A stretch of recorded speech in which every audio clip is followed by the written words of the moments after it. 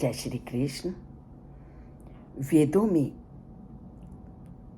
कर्म कांड का ही वर्णन है, ऐसा परमपिता परमात्मा ने कहा कि इस तथ्य को मानने वाले वो लोग हैं जो अभी तक पूरी तरह से उस परमपिता परमात्मा को पा नहीं सके, क्योंकि वेदों में कोई भी ऐसा विषय नहीं है जिसका वर्णन वेदों में नहीं मिलता।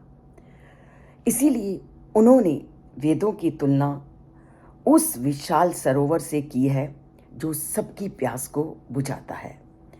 तो उन्होंने आज के श्लोक में इसी बात का वर्णन किया है कि कौन सा ऐसा विषय नहीं है जिसका वर्णन आपको वेदों में नहीं मिलता।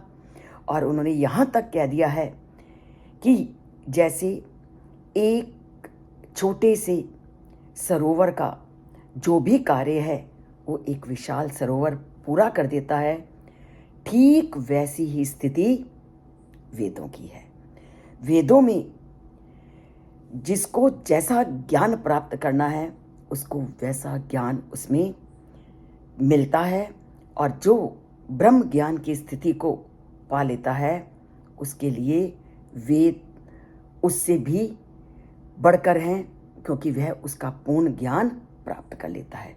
तो आज के श्लोक में वो कहते हैं, यावन अर्थम उद्पाने सर्वता समुपलब्ध उद्दके तान तावान सर्वेषु वेदेषु ब्राह्मणस्य विजानतः। क्या मतलब है इसका? इसका उन्होंने ये कहा कि एक छोटे से सरोवर का, एक छोटे से जलकूप का सारा कार्य सभी प्रकार के बड़े बड़े सरोवर पूर्ण कर देते हैं उसी समय, क्योंकि उस सरोवर में सभी प्रकार का मटेरियल है, सभी प्रकार की वस्तुएं हैं। तो सरोवर कौन बना? वेद। उसी प्रकार परम सत्य को जानने वाले, अर्थात जो लोग किसी उद्देश्य को लेकर के कार्य करते हैं, कुछ लोग भौतिक सुखों को प्राप्त करने के लिए यज्ञ इत्यादि करते हैं, और कुछ उस परम पिता परमात्मा को पाने के लिए वेदों का सहारा लेते हैं। तो परम सत्य को जानने वाले वेदों के सभी प्रयोजन को पूर्ण करते हैं, अर्थात उन्हें वेदों से उस ज्ञान की प्राप्ति हो जाती है जो उनका नाता उस परम पिता परमात्मा से जोड़ते हैं। और ये तो हम सभी लोग जानते हैं कि वेदों में लाखों मंत्र हैं, और उन लाखों मंत्रों में, क्योंकि इस सृष्टि में अनेक प्रकार के लोग हैं, हर एक का बौद्धिक स्तर भिन्न भिन्न है, हर एक का सोचने का तरीका अलग अलग है, विचारधाराएं अलग अलग हैं, काम करने का तरीका अलग अलग है। तो जैसे धरती में लोगों के बौद्धिक स्तर में, लोगों के वैचारिक स्थलों में, लोगों के काम करने के तरीकों में अंतर है, तो वेदों में भी उसी प्रकार पूजा अर्चना, धार्मिक कार्य इत्यादि में भिन्नता पाई जाती है। उनमें धार्मिक विधि विधान, प्रार्थनाएं, धार्मिक अनुष्ठान, दिव्य ज्ञान का वर्णन किया गया है, और वो सब अलग अलग लोगों की बौद्धिक स्तर के अनुसार, अलग अलग लोगों के विचारों के अनुसार, और अलग अलग लोगों की बुद्धि के अनुसार। पर उद्देश्य तो सबका एक ही है, और वो उद्देश्य क्या है? आत्मा का परमात्मा के साथ मेल। इस धरती पर जितने भी लोग हैं, चाहते सभी हैं उस परमात्मा के साथ अपना मेल करना, पर जैसा जैसा उसका बौद्धिक स्तर होता है, जैसा जैसा उसका विचारधाराएं होती हैं, वो उसी के अनुकूल उन वेदों से अपने अनुकूल विषय का चयन कर लेता है। पर लक्ष्य तो सबका एक है, चाहे आप हो चाहे मैं हूँ, पाना तो सभी परमात्मा को चाहते हैं, और सभी अपने अपने ढंग से उस परम पिता परमात्मा की पूजा अर्चना करते हैं। जैसे मुझे गीता का अध्ययन बहुत अच्छा लगता है, मुझे वेदों का अध्ययन करना अच्छा लगता है। हो सकता है आप में से कुछ होगो जिनको भागवत की कथा अच्छी लगती है। कुछ लोग रामायण का वाचन करके आनंद लेना चाहते हैं। पर लक्ष्य तो सबका एक ही है, और वो लक्ष्य क्या है? अपने आप को उस परमात्मा से जोड़ना। और वेद तो सभी ज्ञान के भंडार हैं, और वो तो इसीलिए सभी लोगों के लिए निर्मित हैं। इसलिए उन्होंने सभी तरह के लोगों के लिए सभी प्रकार के अनुष्ठानों का, रीति रिवाजों का वर्णन किया। तो जैसे जैसी जिसकी बुद्धि होती है वो उस विषय को चुन लेता है, पर लक्ष्य सबका एक है। चाहे हम यज्ञ करें, चाहे हम पूजा करें, चाहे हम कोई क्रिया करें, चाहते तो हम परमात्मा से नाता जोड़ना ही है। तभी तो क्या कहते हैं, वासुदेवा परा देवा, वासुदेव परा मखा, वासुदेव परा योगा, वासुदेव परा क्रिया, सांख्य योग वासुदेव परम ज्ञानम, वासुदेव परम तपा, वासुदेव परो धर्म, वासुदेव परा गति।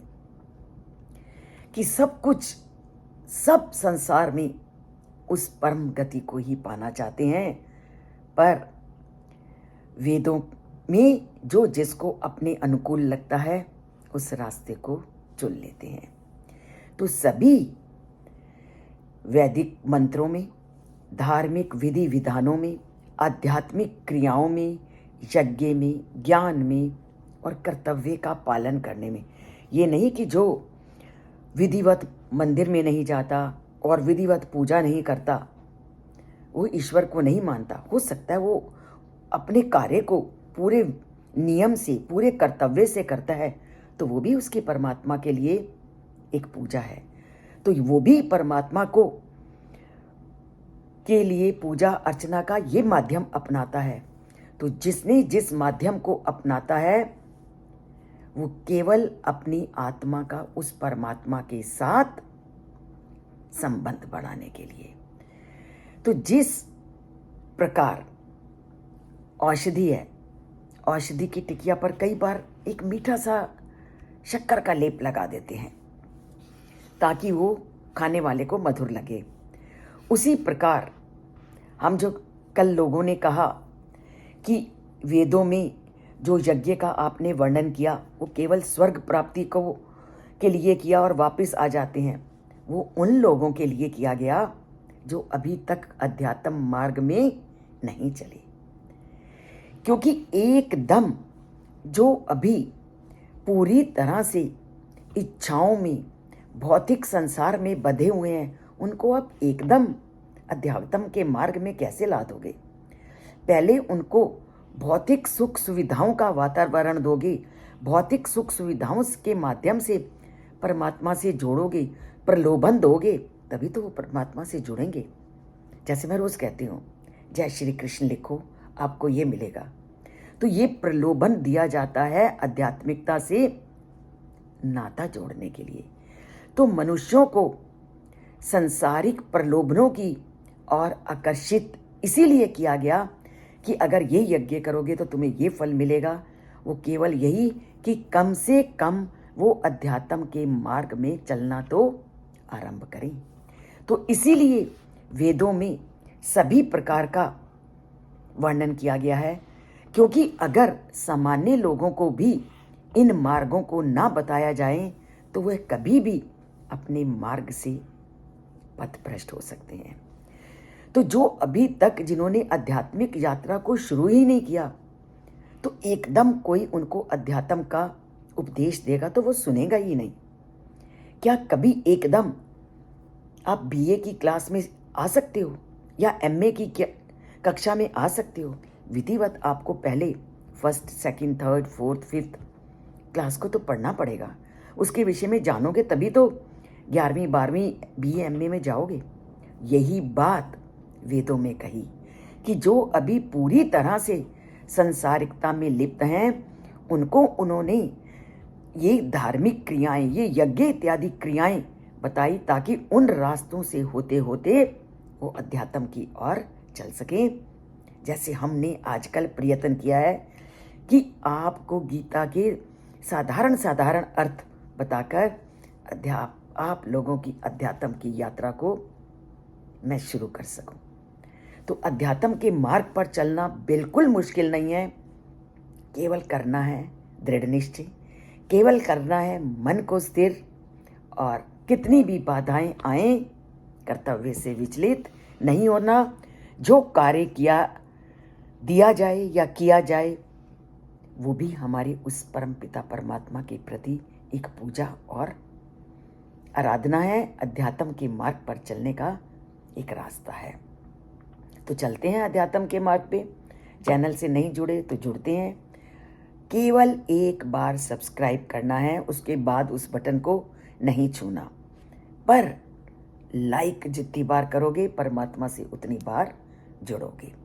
जय श्री कृष्ण।